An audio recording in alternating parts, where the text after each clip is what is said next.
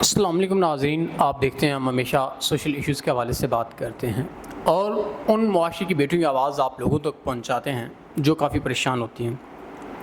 یہ بہن مجھے رات کو فٹ پاتھ پہ ملی اور ہم نے ان سے جب پوچھنا چاہا کہ آپ کیوں کھڑی ہیں، کیونکہ رات کا کافی ٹائم ہو چکا تھا، تو اس نے پہلے تو بڑا ہم سے ڈرتی رہی، لیکن بعد میں ہم نے ان کو سمجھایا کہ آپ ڈریں نا، ہم سوشل ورکر ہیں تو آپ ہمیں اپنے معاملات بتائیں۔ تو انہوں نے بڑے خوف کے مارے سارے معاملات بتائے کہ میرے والدین وفات پا گئے، اس کے بعد کسی کے گھر میں کام کرتی تھی، وہاں کی نظریں مالک کی غلط تھی مجھ پہ، تو وہاں سے اپنی عزت بچا کے بھاگی۔ تو اب تیسرا دن ہو گیا یوں فٹ پاتھ پہ کھڑی ہوں۔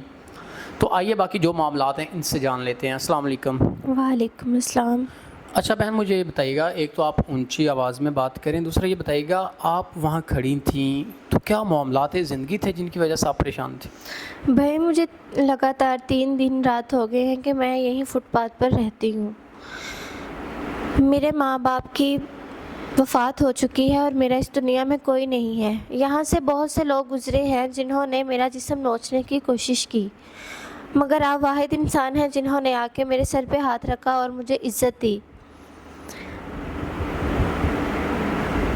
میں لوگوں کے گھروں میں کام کرتی تھی، لیکن جس گھر میں کام کر رہی تھی وہاں کا مالک مجھے بہت ذلیل رسوا کرتا تھا، مجھ پہ گندی نظر رکھتا تھا۔ اس لیے میں نے وہاں سے اپنی عزت بچانے کی خاطر میں وہاں سے بھاگی اور اپنی عزت بچائی، کیونکہ میں عزت سے بڑھ کر کچھ نہیں سمجھتی۔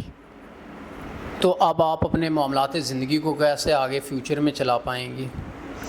ابھی میں چاہتی ہوں کہ کوئی نیک انسان مجھے مل جائے جو اچھا ہو اور میری عزت کرے، میرا محافظ بنے، میری حفاظت کرے، میں اس کے ساتھ نکاح کر لوں۔ عمر کا مجھے کوئی ایشو نہیں ہے، مجھے باہر بھی لے کے جانا چاہے تو میں اس کے ساتھ چلی جاؤں گی، بس میری عزت کرنے والا ہو۔